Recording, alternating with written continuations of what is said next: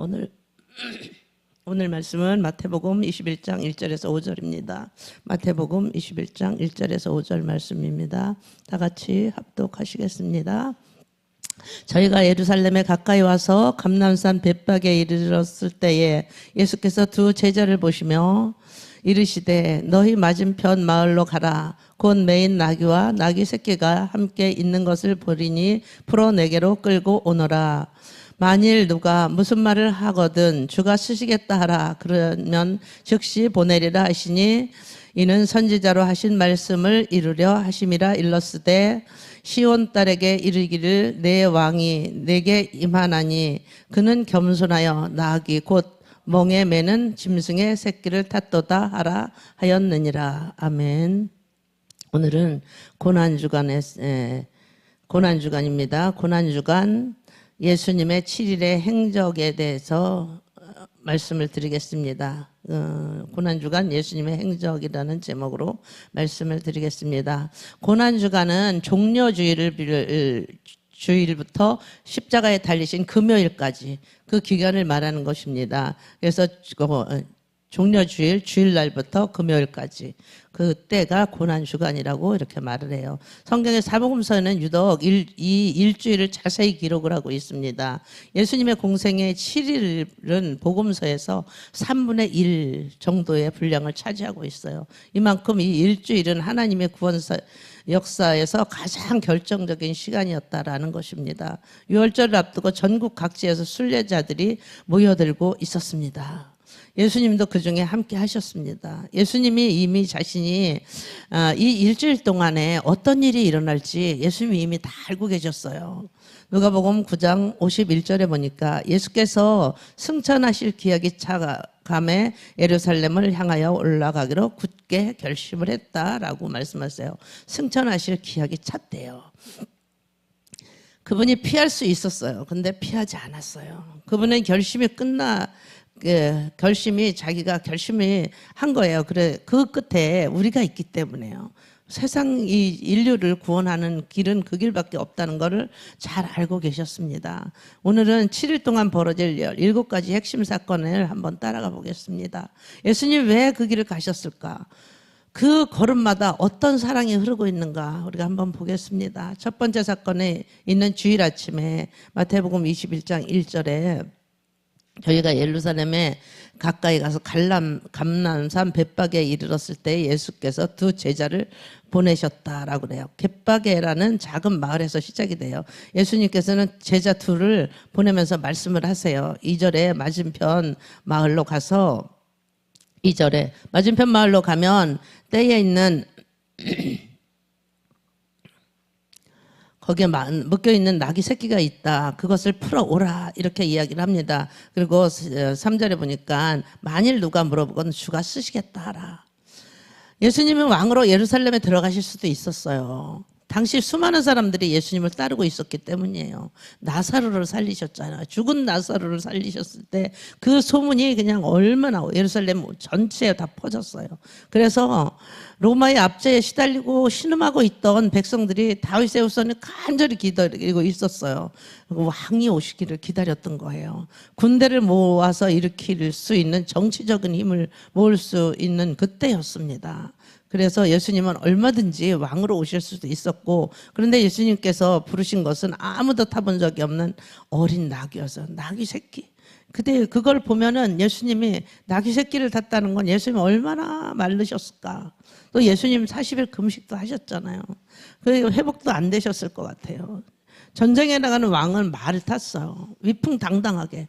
그런 모습으로 말 위에 앉아있는 그런 세상 왕이 아니라 그 나귀 새끼, 나귀는 전쟁이 아니라 평화를 상징하는 모습이에요. 평화를 상징하는 모습이기 때문에 화평을 가지고 오시는 왕, 사랑을 가지고 오시는 왕. 그것이 예수님이 보여주신 참된 왕의 모습입니다. 스가랴 9장 9절에 보니까 시온에 따라 크게 기뻐할지어다. 예루살렘에 따라 즐거이 부를지어다. 보라 내 왕이 내게 임하나니 그는 공의로우며 구원을 베풀며 겸손하여 나귀를 타나니 나귀 작은 것 곧 나귀 새끼니라 그랬어요. 이 스가랴 신야는 BC 520년 경에 활동하던 사람이에요. 그래서 520년 전에 기록된 이 예언이 감람산에서 이루어지고 있는 거예요. 그러니까 이게 520년이고 예수님이 33살이니까 한 550년 전이라고 이렇게 추정을 해요. 제자들이 나귀를 끌고 왔을 때 사람들이 반응이 아주 뜨거웠어요. 마태복음 21장 6절에서 11절까지 보면 제자들이 가서 예수의 명하신 대로 하였대요. 나귀 새끼를 끌고 왔어요. 자기들이 겉옷을 그 위에다가 얹었어요. 그리고 예수님이 그 위에 타셨어요. 그 다음에 그 무리들이 겉옷을 길에 펴며 다른 이는 나뭇가지를 베어서 길에 펴고 난리가 난 거예요. 앞에 가고 뒤에 따르고 무리가 소리 지르고 호산나 다윗의 자손이요. 뭐 예수님께서 예루살렘에 들어가니 온 성이 소동하여 가로되 이는 누구냐 하거늘 무리가 가로되 갈릴리 나사렛에서 나온 선지자 예수니라. 왕이 아닌 선지자라고 이렇게 이야기를 하잖아요. 군중들이 황호노성을 지를 때 그 군중들 틈에서 예수님이 홀로 울고 계셨어요. 이 군중들은 환호성을 지르고 호산나 호산나 그냥 막 자기 옷들을 벗어서 그냥 깔아주고 왕이 나가는 길을 예비한 것처럼 이렇게 난리를 친 거예요. 그 군중들 틈에서 예수님이 홀로 울고 계셨다는 걸 여러분 아시나요? 자신을 위한 눈물이 아니었어요. 누가복음 19장 41절에 보니까 가까이 오사 성을 보시고 우신다고 그렇게 나와 있어요. 그리고 이 42절에 가라사대 내가 오늘날 평화에 관한 일을 알았다면 좋을 뻔하였거니와 지금 내 눈에 숨기웠도다. 우리 주님은 지금 호산나를 외치는 저 입술이 닷새 후에는 십자가에 못 박으라고 외치는 그런 사람들이 될 거라는 걸 이미 알았어요. 예루살렘의 백성들이 호산나가 저주로 바뀌는 것은 고작 닷새예요. 닷새. 어떻게 그렇게 빨리 바뀔 수가 있을까요? 이것이 이들만의 일이 아니라는 거죠. 우리도 형편이 좋을 때는 하나님을 찬양하다가 상황이 어려워지면 왜 응답이 없냐고 원망한 기억이 있을 수도 있어요. 우리의 마음은 바뀌어도 하나님은 바뀌지 않습니다. 호산나를 외칠 때도 십자가를 못 박으라고 외칠 때도 예수님은 같은 마음으로 우리를 바라보셨어요. 그 마음은 사랑이었어요. 군중의 변심 속에서도 예수님은 그 길을 바꾸지 않으셨어요. 사람들이 원하는 왕으로 바뀌지 않으셨고 군중들이 저주해도 흔들리지 않으셨습니다. 그분이 가시는 길은 사람들이 비율을 맞추는 그런 길이 아니었어요. 아버지의 뜻을 이루는 그 길이었습니다. 그래서 그분은 사람들이 원하는 것, 로마로부터 해방되는 것, 그것이 아니었어요. 사람들이 원하는 것은 로마로부터 해방되는 것이었잖아요. 근데 예수님의 뜻은 다른 곳에 있었어요. 예수님은 죄와 사망으로부터 해방하는 그 뜻을 가지고 오신 거예요. 그들이 원하는 것보다 주님이 가시고 오신 것은 비교할 수 없는 거예요. 고난주간 시작은 주일부터 시작된다 그랬잖아요. 첫 번째는 예루살렘 입성입니다. 무리는 환호를 받으며 나귀를 타고 들어오셨어요. 그리고 두 번째는 월요일이에요. 성전에 정결케 하시는 거예요. 성전에서 매매하던 자들을 내쫓는 일을 하셨어요. 하나님이라 집이라 불리우는 그 거룩한 장소가 온통 시장통으로 변했기 때문이었습니다. 여러분 한번 생각을 해보세요. 며칠을 걸어서 간신히 예루살렘에 도착을 했어요. 아주 먼 곳에서도 막 한 달씩 걸어서 온 사람들도 있을 거예요. 오직 하나님께 나가겠다는 그 마음 하나를 가지고 그 먼 길을 고생이라고 생각하지 않고 걸어서 지금처럼 차가 있는 시대도 아니잖아요. 성전 문 앞에서 들리는 그 소리를 들었을 때 얼마나 이들이 정말로 힘들었겠어요. 흥정하는 소리, 돈 바꾸는 소리, 이런 소리였어요. 기도하는 소리가 아니라 멀리서 오는 사람들이 짐승을 끌고 올 수가 없었어요. 이곳에서 사야 하는데 완전히 바가지가 여기서부터 시작이 된 거예요. 지금만 바가지가 아니고 그때도 바가지가 이렇게 씌운 거예요. 그리고 환전세를 내려면 로마 화폐를 바꿔야 하는데 환전상들은 그 과정에서 터무니없는 수수료를 받아내고 있었어요. 하나님을 만나러 온 사람들에게 성전에 들어가기 전에 먼저 돈을 빼앗는 일이 벌어지고 있었던 거예요. 잠시 그 순례자들이 마음에 한번 데워 보십시오. 오직 하나님 앞에 나아가서 기도드리겠다는 그 마음을 가지고 왔는데, 정말 가난한 사람들은 돈을 겨우겨우 모아가지고 왔는데 그 비둘기 한 쌍을 사면서도 바가지를 쓸 수밖에 없는 그런 상황이었더라는 것이죠. 사람들이 하나님을 만나기 전에 이미 마음이 먼저 다 상해버린 거예요. 우리도 마음이 상해서 예배 자리에 나와 앉아 있을 때가 있잖아요.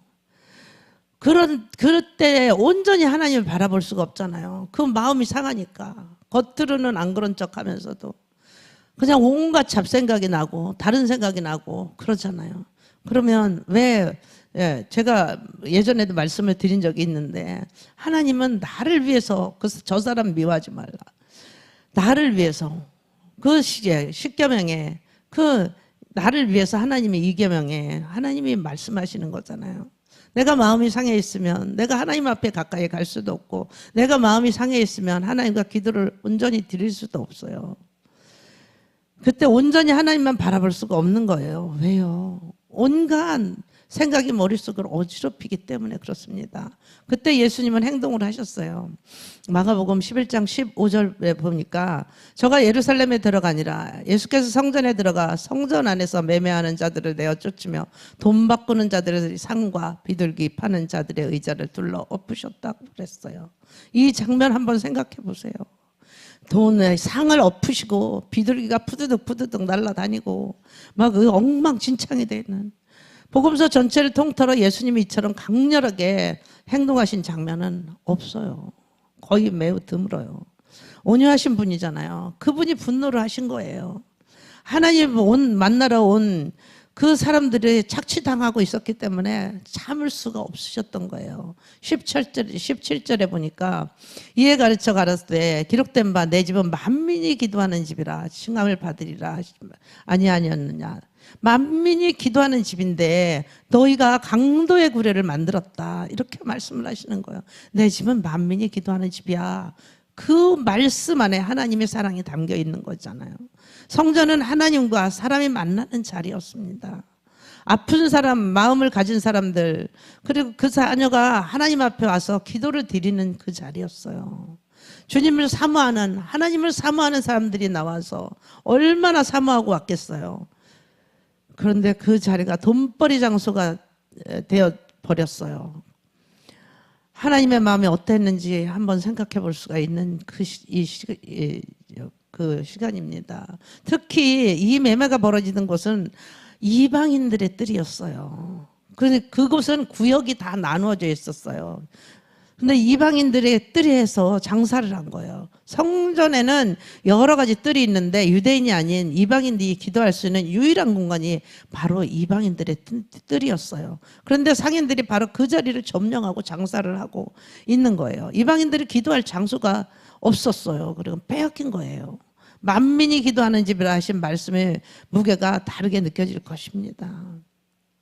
하나님은 유대인만의 하나님이 아니었어요. 모든 민족이 나와 기도할 수 있는 자리를 마련해 두셨는데 사람들이 탐욕에 그 자리를 막아버린 거예요. 예수님의 분노는 장사꾼들에게 대한 분노가 아니었어요. 하나님을 만나러 온 그 사람들의 길을 막고 있는 그 기도 자리를 빼앗은 것, 그것에 대한 거룩한 그 슬픔이었습니다.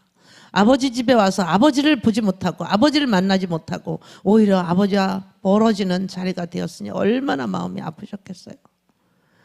우리의 신앙 안에도 하나님과 만남을 가로막는 것들이 쌓여있는지 한번 돌아보시기 바랍니다. 교회에 와서도 마음은 다른 데가 있고 기도를 하면서도 마음은 세상 걱정에 사로잡혀 있을 때가 있습니다. 머릿속에는 다른 생각을 하고 입술만 움직이는 그런 기도를 드릴 때도 있습니다.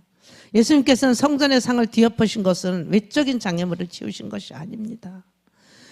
주님은 우리가 진정으로 원하는 것은 우리 마음의 성전을 깨끗게 하는 일입니다. 성경은 우리 몸에 성령께서 거하시는 성전이다 라고 말씀을 하고 있습니다. 우리 마음의 성전은 무엇이 쌓여있는지 잠시 한번 생각해 보시기 바랍니다.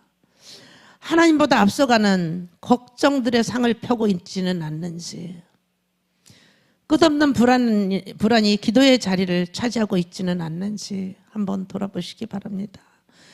체면과 인정에 대한 욕심이 하나님의 음성을 가로막고 있지 않는지 한번 살펴보시기 바랍니다. 어쩌면 우리는 그 환전상들과 크게 다르지 않을 수도 있습니다. 신앙을 가지고 있으면서도 정작 하나님과의 관계는 뒷전으로 밀려나 있을 때가 있습니다. 예배 드릴 때도 세상의 생각으로 계산기를 돌리고, 말씀을 읽는데 어제와 달라진 것이 하나도 없고, 이 모든 것들이 성전들의 장사와 닮아 있는 것입니다. 형식을 갖추었는데 본질이 사라진 예배, 하나님의 이름을 부르는데 하나님의 마음을 찾지 않는 신앙, 그것을 예수님을 뒤엎고 싶어 하시는 것입니다. 정죄하시려고 하시는 것이 아니라 기도의 자리를 회복시켜 주시고 싶으신 것입니다. 예수님의 분노는 사람들과 하나님 사이를 가로막는 장애물을 치우시고 다시 아버지와 자녀가 만날 수 있는 자리를 만들어 주시려는 것입니다. 마태복음 21장 14절은 성전에 정결케 하신 직후에 벌어진 일을 기록하고 있습니다. 소경과 전은자들이 성전에서 예수께 나왔어요. 그때 고쳐주셨어요. 상을 뒤엎으신 그 자리에 예수님 병든 자들을 고쳐주셨어요. 장사꾼들이 떠난 그 자리에 아픈 사람들이 채웠어요. 그 장면은 정말 감동적인 장면이잖아요. 예수님의 비우기만 하시는 것이 아니에요. 채우시는 분이에요. 비운 자리를 채워주시는 분이십니다. 동전이 떨어져 그 자리 떨어져서 뒤둥그는 그 자리에 소경이 눈을 뜨는 기적이 일어난 것입니다. 비둘기 파는 장사가 앉았던 그 자리에 걷지 못하는 자가 일어서게 되고, 돈이 오가는 그 자리에 아픈 자녀가 와서 치유를 받는 그런 곳이 되었습니다. 눈물을 흘리면서 나온 자가 위로를 받는 자리가 됩니다. 이것이 하나님이 원하시는 성전의 참 모습입니다. 우리의 마음도 마찬가지입니다. 하나님은 우리 안에 쌓인 것들을 걷어내실 때 그 과정이 아플 수도 있습니다. 오래 붙들고 있던 것들을 내려놓는 일들이 쉽지는 않습니다. 하지만 그 자리는 반드시 새로운 것으로 채워집니다. 걱정을 걷어낸 자리에 평안이 들어옵니다. 두려움을 치운 자리에 담대함이 자라나게 됩니다. 상처를 꺼낸 자리에 치유의 손길이 닿게 됩니다. 그래서 상처 입은 자들이 치유자가 되는 것입니다. 혹시 마음에 치워야 할 것들이 떠오르면 두려워하지 마시고, 그 빈자리에 하나님이 채워주신다는 것을 여러분 믿으시기 바랍니다. 빈자리, 그 자리는 은혜로 채워지는 그 자리입니다. 성전 청소는 고난주간의 두 번째 사건이었습니다. 뒤엎으신 상을 치워놓고 장사꾼들이 떠난 자리에 아픈 자들을 불러 모시고 그 하루가 저물어 갔습니다. 그러나 그 사건 이후에 예수님과 종교 지도자들과 마지막 대결의 이야기로 이어집니다. 화요일에는 성전에서 가르치시고 종교 지도자들과 논쟁을 하셨어요. 그리고 종말과 재림에 대한 말씀도 전하셨어요. 예수님이 다시 성전에 들어가자 기다리고 있는 무리들이 있었어요. 어떻게 해서든지 트집을 잡으려고 대제사장들, 바리새인, 사두개인들, 또 헤롯 당원들, 평소에 사이가 좋지 않았어요, 그들은. 그런데 예수님의 말로 걸려 넘어지게 할 것이 목적이었어요. 그들의 한 목적. 그래서 이 권위에 대한 논쟁을 벌인 거예요. 여기에서 그 성전에 들어갈 때 제사장들과 권세를 누가 줬냐 이런 거죠. 예수님이 오히려 그들에게 되물어요. 요한의 세례가 어디에서 왔느냐, 하늘로 서냐 사람을 썼냐. 그러자 그들이 서로 의논하기 시작을 해요. 마태복음 21장 25절에 26절에 보면 예수님이 다시 반문에 들어가요. 사람들에게서라고 하면은 사람들이 요한을 선지자로 여기니 백성들이 가만히 있지 않을 거기 때문에 27절에 결국 그들은 우리가 알지 못한다 이렇게 이야기를 하는 거예요. 이 남을 걸려 넘어지게 하려고 그러다가 자기들이 함정에 빠진 거예요. 예수님은 지혜로 이기셨어요. 진리 앞에서 돌아서지 말고 한 번만 더 생각해 보라는 의미예요. 종교 지도자들은 또 멈추지 않고 이번에는 바리새인들과 헤롯 당원들이 함께 나왔어요. 그들이 던진 함정에 세금 문제였어. 그 함정은 세금, 가이사에게 세금을 바치는 것이 옳습니까? 옳지 않습니까? 이런 거예요. 바치라고 하면 로마에 불복하는 자가 되고 바치지 말라 하면 반역죄로 체포될 수 있는 교묘한 질문이었어요. 예수님은 데나리온 하나를 가져오라고 하셨어요. 그리고 그 형상과 이 글이 누구 것이냐라고 물어봅니다. 마태복음 22장 21절에 가이사의 것은 가이사에게, 하나님의 것은 하나님께 바치라, 이렇게 이야기를 합니다. 동전에 새겨진 형상은 가이사의 것이었으나 사람에게 새겨진 형상은 하나님의 것이기 때문입니다. 창세기에 기록한 대로 인간은 하나님의 형상대로 지었기 때문에 동전에 가이사에게 돌려주되 줘도 되지만 하나님의 형상으로 지으신 우리 자신은 하나님께 드려야 된다라는 의미입니다. 하나님의 형상으로 지어진 우리 모두 다 하나님의 것입니다. 아무리 오래 방황을 했어도, 아무리 멀리 떠나 있어도 그 형상은 지워지지 않습니다.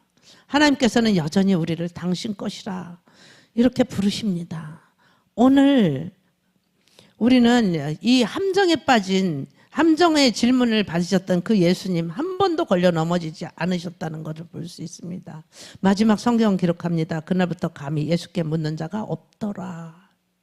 수요일은 예수님이 어디 계셨는지, 무엇을 하셨는지 복음서는 거의 침묵하고 계십니다. 전통적으로 침묵의 날이라고 하는데 가룟 유다가 예수님을 반역할 계획을 세운 시기로 봅니다. 목요일은 유월절 만찬을 준비하고 제자들과 최후의 만찬을 하시고 겟셋마네에서 기도하신 뒤에 체포되시는 것입니다. 금요일은 재판을 받으시고 십자가에 못 박혀 죽으셨습니다. 장사 지내신 바 되신 것입니다. 십자가의 고통, 그 무게를 앞에 두고 예수님은 그날 하루를 어떤 마음으로 보내셨을까요? 그리고 7번째는 무덤에 계신 제자들과 슬픔의 두려움에 머물렀어요. 그리고 토요일은 무덤에 계셨어요. 토요일은. 그리고 제자들은 슬픔에 두려움에 쌓여 있었어요. 주일날 부활하셨어요. 예수님께서 부활하셨습니다. 고난주간은 단순히 예수님의 마지막 일주일이 아니라 왕으로 오신 주님을 겸손히 순종하고 십자가를 향해 가는 그 사랑의 여정입니다. 한 주간 우리도 예수님을 따라가면 그 예수님의 행적을 한번 따라가 보시기 바랍니다. 예수님이 어떤 마음으로 우리를 위해서 자신을 내어주셨는지 더 깊이 묵상할 수 있습니다.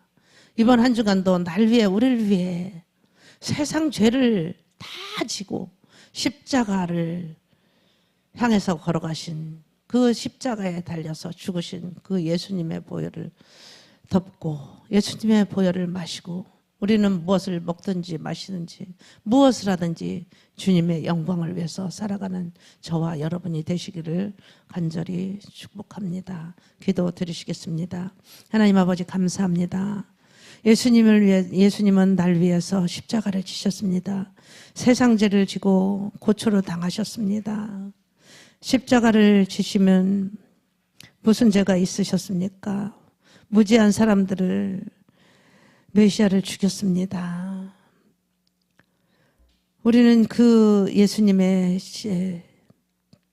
십자가의 공로로 우리의 모든 죄가 눈과 같이 휘어졌습니다. 예수님, 나의 죄를 위해서 보배 피를 흘려주시니 감사를 드립니다.